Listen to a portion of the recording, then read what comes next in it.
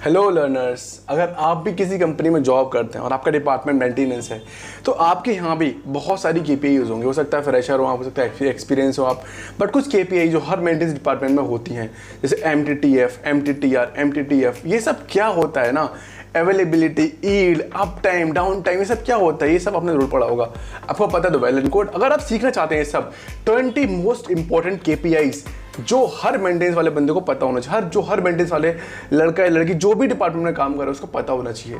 Maintenance में अगर आप काम कर रहे हो, आपको इन केपीआईज के बारे में नहीं पता तो फिर आप एक इंजीनियर नहीं हो, आप एक टेक्नीशियन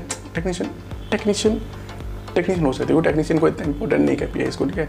आप जब लेवल आप होता जाता है, आपका जो डिग्निशन बढ़ता जाता है तो आपको केपीआईज पता होनी चाहिए, आपको MTTF, MTTR ये सब पता होना चाहिए केपीआईज कैसे यूज़ करते हैं, राइट। तो आज के वीडियो में ना मैं आपको 20 मोस्ट इंपॉर्टेंट केपीआईज जो मेंटेनेंस डिपार्टमेंट में यूज होती हैं, जो मेंटेनेंस के बंदे को, जो मेंटेनेंस के इंजीनियर को पता ही होना चाहिए, वो 20 केपीआईज मैं आपको इस वीडियो में बताने वाला हूँ। हम इस वीडियो में 20 केपीआईज को शॉर्ट में कवर करेंगे, लेकिन आने वाले वीडियोस में हर केपीआई को हम डीप में टच करेंगे। जैसे केपीआई क्या होती है, कहाँ यूज़ करते हैं, क्यों यूज़ करते हैं, कैसे यूज़ होता है, कैसे इंप्रूव कर सकते हैं, क्या इसके डाउन, क्या उसके प्रोस एंड कॉन्स है ना, कितना टाइम लगता है, इसे कौन यूज़ कर सकता है उसको, क्या इसकी रिक्वायरमेंट है यूज़ करने की।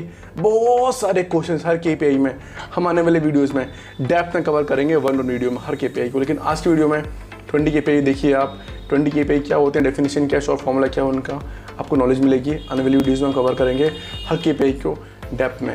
चलिए करते हैं वीडियो शुरू और पढ़ते हैं हम लोग 20 केपीआईज। सच बताऊँ ना तो 20 में से ना मेरे को भी 8-9 बताती हैं, बस 10 तो मैंने अभी पढ़ी थी, मैं पढ़ रहा था मैं इंटरनेट पे, राइट। चलिए पढ़ते हैं, आगे पढ़ते हैं 20 केपीआईज। चलिए,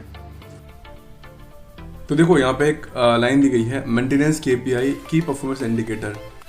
अगर मशीन का दिल धड़क रहा है ना तो केपीआई उसकी नब्ज है, राइट।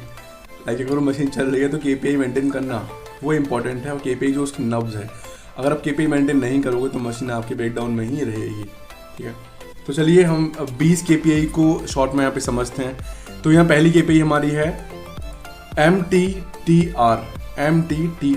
MTTR क्या होता है, मीन टाइम टू रिपेयर। इसका मतलब क्या है, मशीन को ठीक करने और वापस चालू करने में जितना एवरेज टाइम लगता है उसे क्या कहते हैं, हम MTTR कहते हैं। Like average time required to repair a system and restore it to full functionality, उसको बोलते हैं MTTR।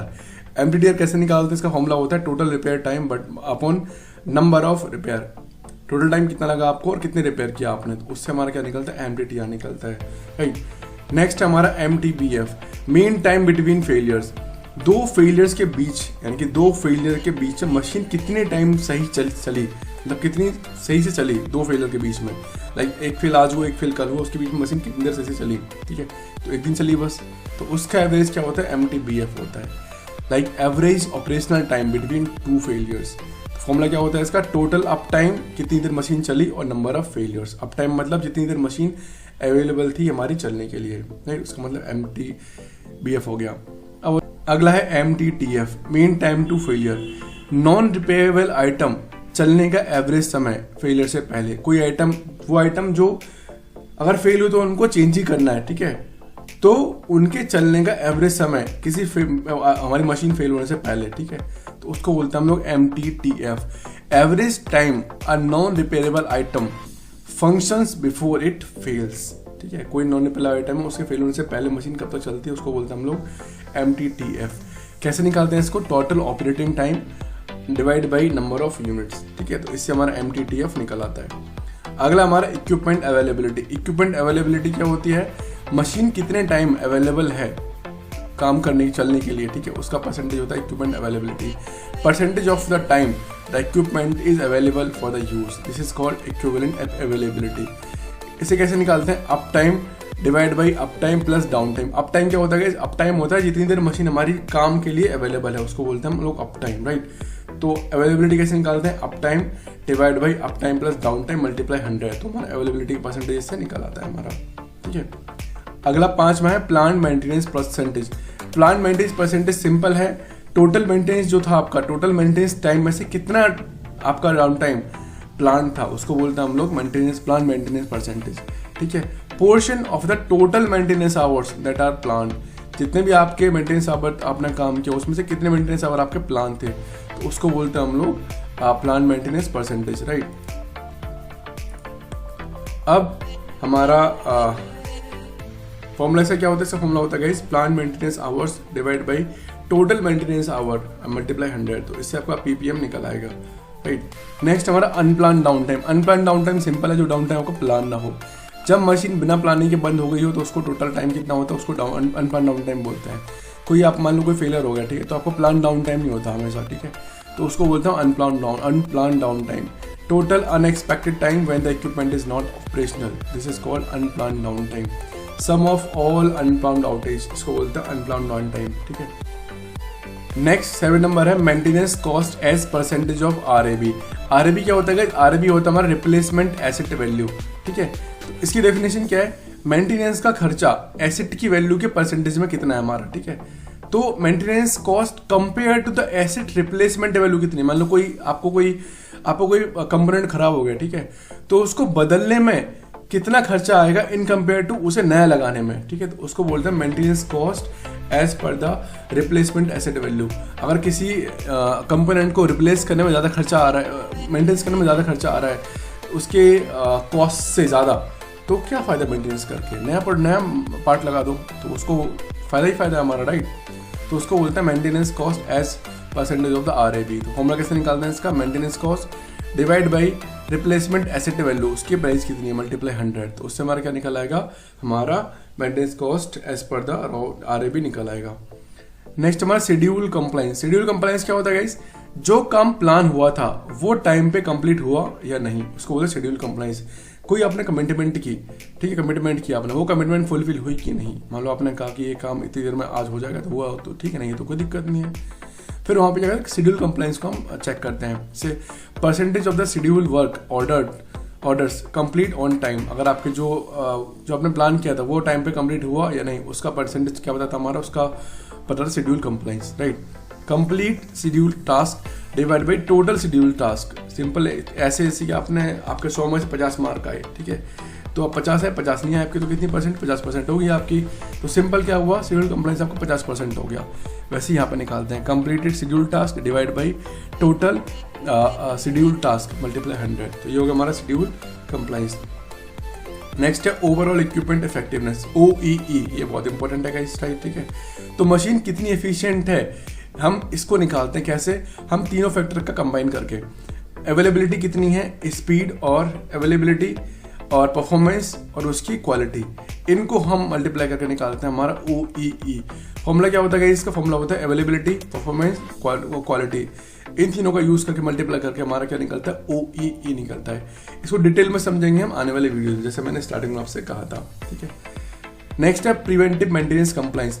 सेम जैसे आपका शेड्यूल कंप्लायंस था, वैसे प्रिवेंटिव मेंटेनेंस कंप्लायंस है। जो प्रिवेंटिव मेंटेनेंस प्लान किया था उसमें से कितने टाइम पे कंप्लीट हुआ, सिंपल सी बात है, percentage of preventive maintenance task completed as scheduled. Formula कैसे निकालेंगे हम लोग? PM task completed divide by PM task schedule multiply 100। ये सिंपल शेड्यूल कंप्लायंस की तरह है, कितने टास्क आपने किए, कितने थे आपको दिए गए, उसका मल्टीप्लाई 100, परसेंटेज आपका निकल के आ जाएगा, उसको बोलेंगे प्रिवेंटिव मेंटेनेंस कंप्लायंस। नेक्स्ट है work order backlog. Work order backlog क्या होता है गाइस? अब तक का पेंडिंग मेंटेनेंस का काम आवर से टास्क में कितना है हमारा, कितना पेंडिंग बचा, उसको बोलते हैं बैकलॉग। जैसे होता है एग्जाम में बैक लगती है आपकी, तो उसको बोलते हैं बैकलॉग। बैकलॉग मतलब क्या होता है? कोई एग्जाम में आप फेल हो गए, किसी में आपकी बैक लगी, तो आपका वो निकल गया, आपको दोबारा उसे करना है, ठीक है, आपको कंप्लीट करना है उसको, आप छोड़ नहीं सकते उसको, राइट। तो ऐसी मशीन में होता है कितना डाउन टाइम, कितना प्लान मेंटेनेंस आपका बचा है अभी, कितना आपको काम करना है, तो उसे बोलते हैं work order backlog. Pending maintenance work in hours और टास्क काउंट, ठीक है। फॉर्मूला कैसे निकला? फॉर्मूला क्या है इसका हमारा? Total hours of open work order और काउंट ऑफ वर्क ऑर्डर्स, कितने आपके वर्क ऑर्डर बचे हैं उसको बोलते हैं वर्क ऑर्डर बैकलॉग। नेक्स्ट हमारा corrective maintenance ratio. Corrective maintenance ratio क्या होता है गाइस? ब्रेकडाउन के बाद होने वाले काम का परसेंटेज टोटल मेंटेनेंस में कितना है हमारा। टोटल मेंटेनेंस आपका 10 घंटे था, उसमें आप कितना आपने काम किया हो उसका परसेंटेज निकल के क्या बताएगा हमारा? करेक्टिव मेंटेनेंस रेशियो बताएगा। Share of the corrective maintenance into total maintenance is called corrective maintenance ratio. कैसे निकालते हैं इसको? Corrective maintenance hours divide by total maintenance hour multiply 100। इसमें कंफ्यूज मत होना गाइस, टोटल मेंटेनेंस मतलब आप जब मेंटेनेंस करते हो बहुत सारे काम करते हो, आप टूल लेके आते हो, मटेरियल ऑर्डर करते हो, आप थोड़ा टूल रिपेयर करते हो, काफ़ी चीज़ें करते हो आप, ठीक है। उसमें से एक्चुअल आपने कितना टाइम लिया उसे करेक्ट करने में इशू को, ठीक है। उसे बोलते हैं corrective maintenance hour divide by total maintenance hour multiply 100, तो it is called corrective maintenance ratio, right. Next हमारा mean down time per failure. Mean down time per failure क्या होता है, हर फेलियर के बाद मशीन कितनी देर तक बंद रहती है, उसे बोलते हैं mean down time per failure. Average duration of a down time per failure is called mean down time per failure. Formula कैसे निकालते हैं हम लोग, एमडीएफ निकालते हैं हम लोग, total down time divide by number of failures, कितना डाउन टाइम था divide by number of failures is called mean down time per failure, right. Next हमारा labour hour per work order. Labour our कैसे निकालते हैं, एक task पे technician ने कितना एवरेज समय लगाया, एक काम करने में टेक्नीशियन ने कितना, या ऑपरेटर ने या फिर वर्कर ने कितना समय लगाया, उसे बोलते हैं हम लोग labour hour per work order. Average technician time spend पर वर्क ऑर्डर, एक वर्क ऑर्डर पे एक टेक्नीशियन ने कितना टाइम स्पेंड किया, उससे निकलता हमारा labour hour per work order. Formula क्या होता है guys, total labour hours divide by total work orders is called labour hours per work order, right. Next हमारा maintenance cost per unit of production. एक unit बनाने के लिए कितना maintenance खर्चा आता है, मान लो एक मशीन चल रही है आपकी, ठीक है, और आपने एक प्रोडक्ट बनाया, उसे बनाने में कितनी मेंटेनेंस कॉस्ट आई आपकी मशीन की, उसे बोलते हैं हम लोग मेंटेनेंस कॉस्ट पर यूनिट, ठीक है। Maintenance cost per unit produce, example formula क्या है इसका, total maintenance cost divide by unit produce. अगर आपका कितना खर्चा हुआ मेंटेनेंस में आपका और डिवाइड बाई कितने यूनिट प्रोड्यूस किया आपने, तो जो नंबर निकल के आएगा वो आएगा आपका कितने रुपए या फिर कितना खर्चा हुआ एक प्रोडक्ट को बनाने में मेंटेनेंस में, राइट। उसे बोलते हैं हम लोग maintenance cost per unit of production. Next है number of breakdowns per month. Simple है, तो एक महीने में कितनी बार मशीन फेल हुई is called number of breakdown is month. Count of equipment failure in the 1 month it is called number of breakdown per month. बहुत सिंपल है, ईयर में निकाल देंगे। फॉर्मूला सिंपल है, कितनी बार मशीन आपकी फेल हुई एक महीने में is called number of breakdowns per month. 17 range time. What is range time guys, technician का टूल यूज करने वाला एक्चुअल काम का टाइम कितना है हमारा, time spend by technician doing actual work versus shift time, मतलब 8 घंटे में एक्चुअल में उस टेक्नीशियन ने कितना काम किया, it is called range time. Range time divide by total shift time multiply 100 it is called range time. ऐसे आप रेंज टाइम निकाल सकते हैं। Next parts stock out. Parts stock out क्या होता है, जब पार्ट्स स्टोर में नहीं मिले तो उसकी काउंटिंग क्या होती है, कितनी होती है, उसे कहते हैं पार्ट स्टॉक आउट।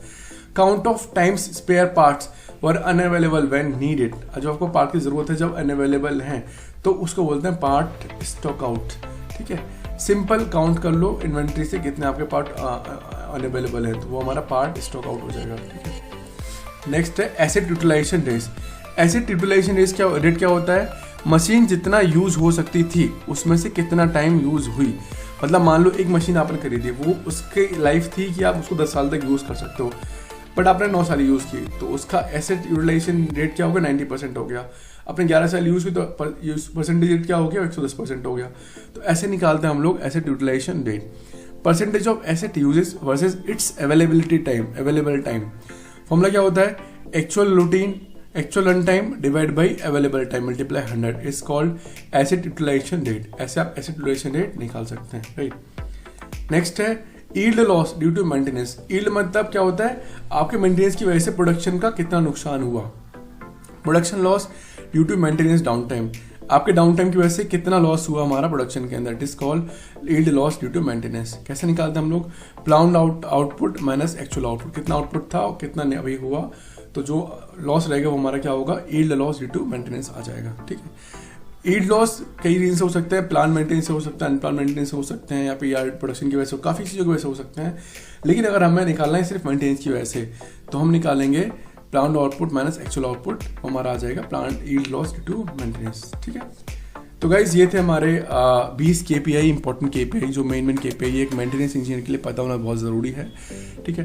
तो हम आने वाली वीडियोस में इनको 1 बाय 1 में डेप्थ में समझेंगे एकदम। कोई कि मान लो MTTF MTB आ रहा है तो क्या होता है, कैसे यूज़ करते हैं, कहाँ यूज़ करते हैं, इसे कैसे इंप्रूव करते हैं, ठीक है, कौन कौन से मेजर लेते हैं, रियल लाइफ एग्जाम्पल दूंगा।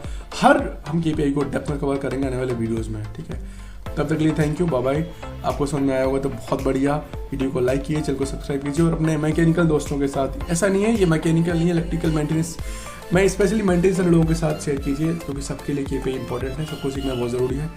इंटरव्यूज़ में ये क्वेश्चन बहुत इंपॉर्टेंट हो जाते हैं। चलिए मिलते हैं नेक्स्ट वीडियो में, तब तक के लिए thank you, bye bye, Tata.